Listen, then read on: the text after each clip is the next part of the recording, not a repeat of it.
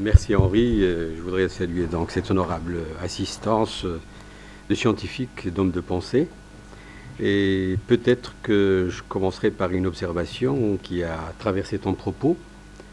C'est que ce dont nous sommes en train de parler aujourd'hui pour la région intervient dans un contexte de crise mondiale, et tu as dit systémique. C'est très important. Donc nous sommes à un moment de rupture et c'est à la lumière de ce contexte global, parce que je ne voudrais pas qu'on ait une discussion, j'ai toujours défendu ça, qui soit limitée à notre région. Notre région est impliquée dans des rapports avec son environnement, notamment autour de la Méditerranée. Et pour les scientifiques que vous êtes, je voudrais quand même rappeler que dans les grands moments de rupture de l'évolution de l'humanité et de notre région, qui était le centre du monde à un certain moment, il y a un triptyque auquel il faudra être attentif. Si l'on remonte dans la longue durée, comme disait Brodel, les premières ruptures concernant notre région, c'est d'abord la sortie de l'Europe de la période féodale. Je voudrais rappeler qu'il y a les ingrédients d'un triptyque qui devrait nous interpeller. D'abord, c'est la première fois où l'Europe s'ouvre, donc il y a un problème d'ouverture, il y a une expansion commerciale, mais elle est fondée d'abord sur une révolution scientifique et technique. C'est la première fois que l'humanité innove en dehors de l'agriculture et du monde rural dans les moyens de transport. Et le deuxième constat, c'est que nous avons la première forme de mondialisation. Donc une forme de mondialisation. Aujourd'hui, la crise se fait dans un cadre mondial. C'est le premier marché mondial. Et puis, chose peut-être étonnante, cette rupture se fait par le pays le plus petit d'Europe, le Portugal. Donc, on a l'impression que la rupture se fait par la marge. C'est un enseignement de l'histoire. Par la périphérie du système de l'économie monde, comme disait Wallerstein, européenne. C'est par sa partie la plus faible, parce que probablement qu'elle n'avait pas d'autre solution que de s'ouvrir. Et le troisième constat, c'est qu'à partir de ce moment, peut-être pas en Portugal, mais en Angleterre, avec les Tudors, où il y a l'État-nation, donc une forme de gouvernance. Ce triptyque, si on réfléchit, on va le retrouver dans tous les grands moments de rupture. Lors de la révolution industrielle, entre les deux guerres, et puis, chose qui nous concerne aujourd'hui, c'est principalement les grandes ruptures introduites par la nouvelle révolution scientifique et technique, et les implications que ça a eu sur le type de mondialisation. Nous avons un nouveau monde, il n'y a plus de bipolarité. Il y a une nouvelle géographie de la croissance dans le monde, qui a, pour la première fois, on sort quand même d'une structure qui était basée aussi sur un système d'inégalité, avec un centre dominant, colonial, néocolonial, et puis avec des pays laissés à la marge. Et puis toute cette géographie est en train de changer. Le centre du monde bascule vers d'autres régions. Et aussi sur la base d'une appropriation de la science. Sur les 10 dernières années, la Chine a multiplié par 2 ses dépenses en recherche et développement. Alors, pourquoi je rappelle cela? C'est parce que moi, j'ai bien envie de vous dire que ce qui est en train de se passer dans notre région nous interpelle, pas uniquement pour les pays du sud de la Méditerranée, mais sur le modèle sur lequel on a fonctionné autour de notre région et la place, la vocation de notre région par rapport à ce qui se passe dans le monde. Mettons-nous d'accord globalement, d'abord, que dans les restructurations que connaît le monde, notre région est celle qui en paye le prix. La crise la plus profonde en Europe, et puis au sud, des changements, mais comme vient de dire le professeur Hellel, sans perspective, où on cherche encore le tunnel, comme il a dit. Ça me ramène à une idée, en fait, c'est que les interpellations en termes de sortie nous concernent, nous, au sud de la Méditerranée, parce que je pars de l'idée que dans un système qui est en crise, c'est le chaînon le plus faible qui craque. Si l'on considère que la crise a touché plus notre région et l'Europe, la partie la moins, dont le modèle de développement était le moins soutenable, parce qu'il est basé sur une inégalité des rapports entre le sud de la Méditerranée et le nord, parce que c'est la principale forme d'inégalité qu'il y a dans le monde, toutes les régions ont convergé. Et c'est un système aussi qui, en interne, est fondé sur des inégalités fondamentales. territoriale, de genre, malgré les efforts qui ont été faits. Tout le monde ici, les économistes le savent, il y a eu de grands résultats sur le plan économique sur la dernière décennie en termes de croissance, mais on n'arrive pas à les traduire en termes d'indicateurs de développement humain. Il y a eu des progrès dans la lutte contre la pauvreté, mais les inégalités n'ont pas été réduites. Mais au-delà, les questions d'inclusion, et notamment de la jeunesse, on le sait aujourd'hui, ne pourront pas se faire sur la base du même modèle, ce qui n'améliorerait pas la productivité dans des questions de formation, qui ne créerait pas de nouvelles formes de répartition, et pas uniquement de répartition, mais de nouvelles formes d'accès à ce que j'appellerais les actifs productifs, à l'enseignement, à la recherche, à la terre, au financement. Et donc, c'est dans ce cadre-là que je pose la problématique de la soutenabilité et de la place qui est la vôtre, celle des sciences. Aujourd'hui, le modèle de développement, aujourd'hui, un pays comme le Maroc, pour revenir au cas du Maroc, nous avons un choc terrible du point de vue de la crise sur le plan international, et de l'Europe en particulier, et de nos principaux partenaires, que sont la France et l'Espagne, touchés gravement par la crise. Baisse de la demande étrangère adressée au pays, choc des prix pétroliers. Pour 90%, notre déficit de la balance des paiements tient à la facture énergétique, prix et volume, parce que nous sommes dans une dynamique de croissance aussi, et puis impact sur les finances publiques, parce que les subventions, nous avons maintenu les subventions, donc nous avons une charge de la compensation, comme on l'appelle chez nous, qui est aujourd'hui dans le budget de l'État supérieure au budget d'investissement du pays. Et ça veut dire que la soutenabilité, si je prends ne serait-ce que la partie énergétique du pays, n'est pas réalisable sur la base du même modèle énergétique, par exemple. C'est pour cela que nous sommes interpellés à des ruptures sur de nouvelles formes d'énergie. Demain, on inaugurera au sud du Maroc, à Ouarzazate, la plus grande centrale thermique, solaire, en Afrique. Et puis, c'est le plus grand projet solaire dans le monde aujourd'hui. Donc, c'est un début de réponse. Je veux juste attirer l'attention sur le fait que les sorties aussi, on y reviendra, passeront par une réappropriation des conquêtes scientifiques, des innovations, et que cela est un élément fondamental. Maintenant, tout cela, comme je l'ai dit, doit se faire dans le cadre du triptyque que j'ai signalé au point de départ, c'est-à-dire des changements au niveau institutionnel, politique et constitutionnel. On n'aurait jamais pu imaginer la révolution industrielle en Angleterre s'il n'y avait pas des changements importants du point de vue de la gouvernance, des institutions, de la création de l'État-nation et des transformations qui l'accompagnent dans le milieu rural et dans l'industrie. Et puis le basculement du poids démographique des populations dans les villes. L'histoire se fait dans les villes aussi. Et puis ça, pour le cas de la région, donc il y a aussi le primat, l'entrée. On ne peut pas, même si on a des défis économiques, sociaux qui sont importants, la clé d'entrée, me semble-t-il, j'en ai la conviction, restera dans la constitution de ce que vous avez appelé le contrat social, où il y a une entrée politique institutionnelle, de nouvelles institutions, de nouvelles règles du jeu. Pour le cas propre du Maroc, c'est, Henri l'a dit tout à l'heure, la transition politique, avec une composante aussi de transition monarchique, qui a joué un rôle important dans l'histoire du pays, s'est faite à partir de 1998. Je rappellerai juste que le combat démocratique de mon pays s'est aussi fondé dès le départ sur la question de l'ouverture. Et d'abord sur un débat fondamental autour des droits de la personne, tel que reconnu universellement. Et nous avons eu depuis, nous sommes le seul pays de la Méditerranée à avoir connu 3 réformes de la Constitution. 92, 96 et puis 2011. Tout le débat, en grande partie, a été initié autour de cette question de l'acception universelle des droits de la personne.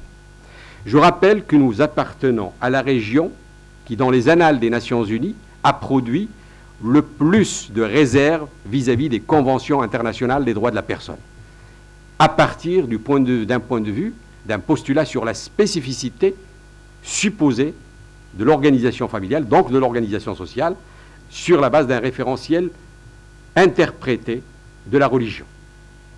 Donc c'est un élément fondamental que d'arriver à acter dans le projet social une ouverture sur l'acquis de l'humanité qui est celui de l'accès aux 3 générations de droits.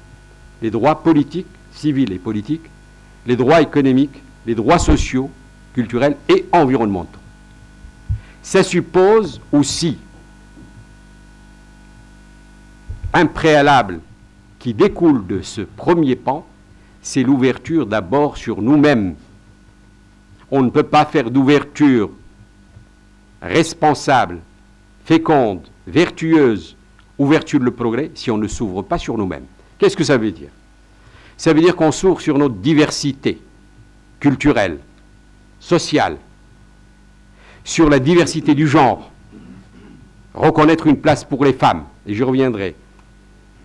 Ça veut dire qu'on s'ouvre sur nos territoires, que la dynamique économique et politique ne soit pas centrée. Or, un des travers les plus graves des modèles qui ont prévalu dans la région MENA, c'est la centralité du pouvoir, la centralité économique et l'ignorance de pans importants des territoires et des populations.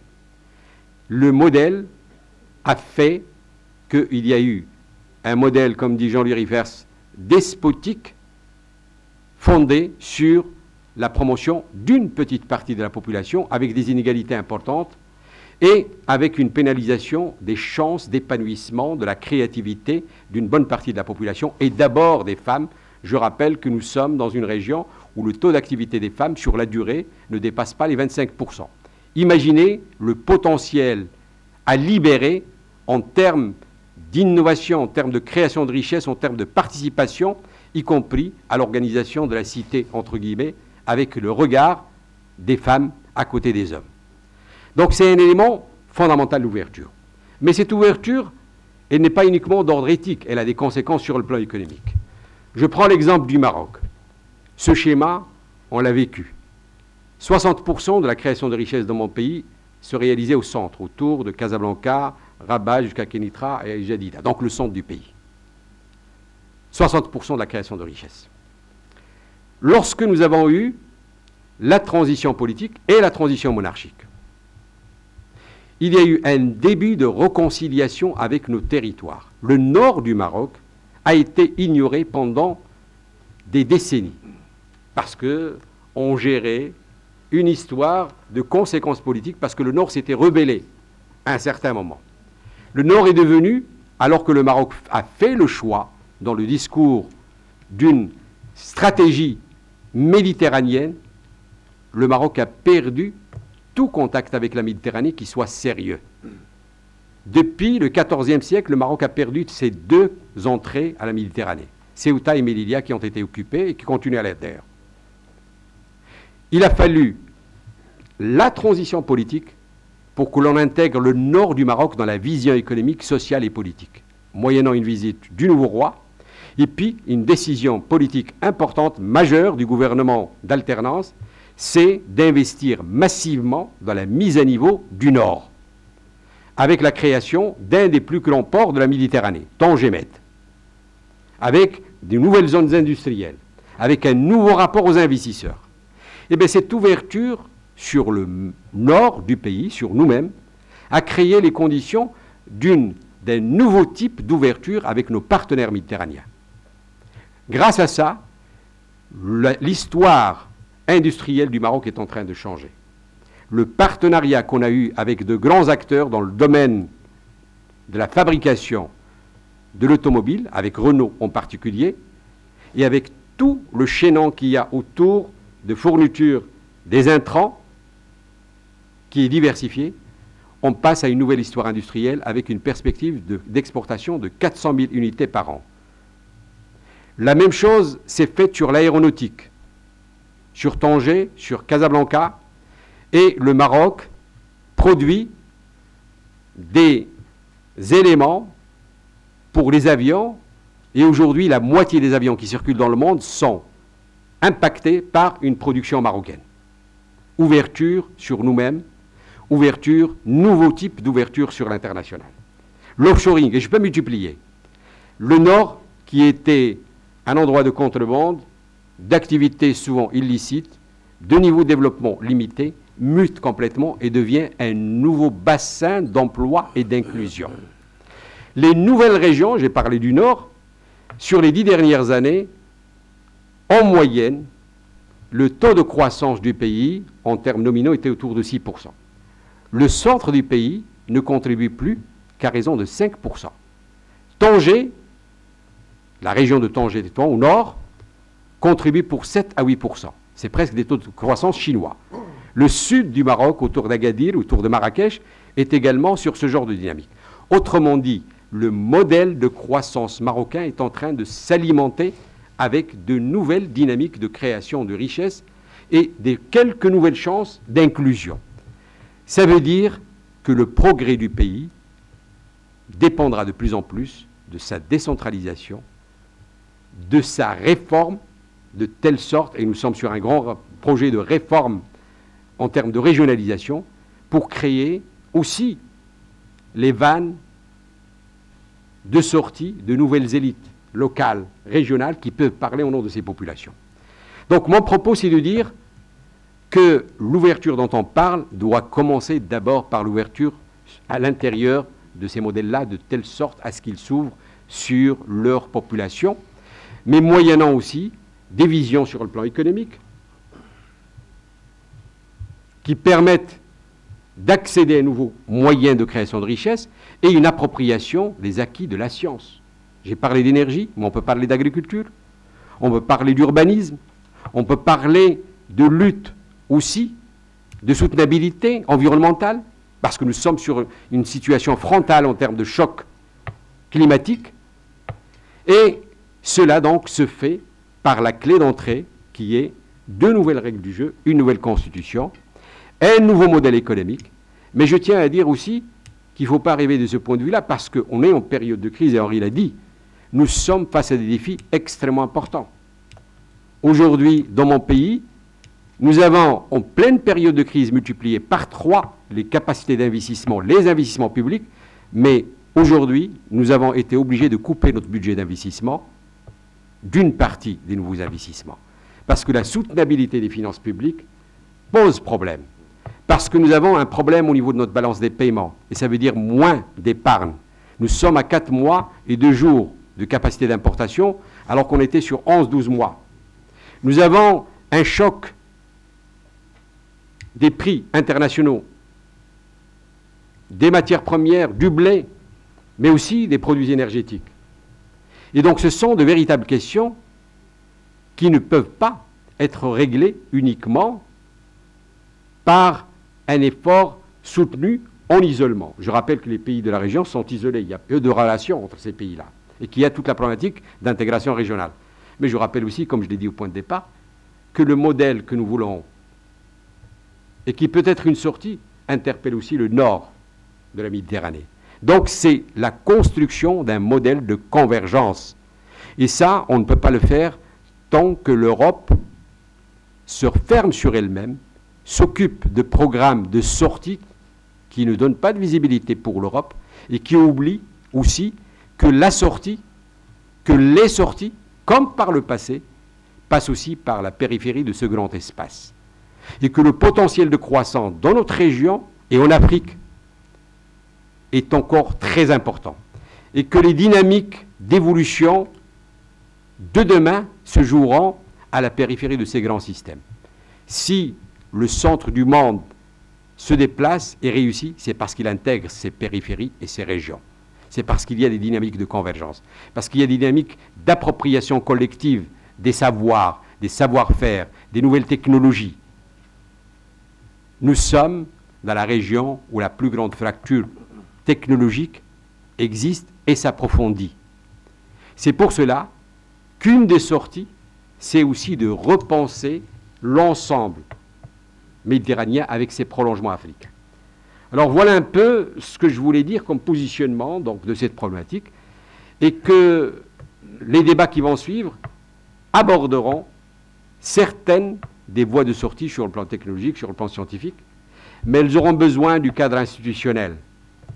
Jean-Louis Riefers a parlé tout à l'heure de quelque chose qui nous semble tous évident, mais qu'on n'arrive pas à faire. Une académie méditerranéenne.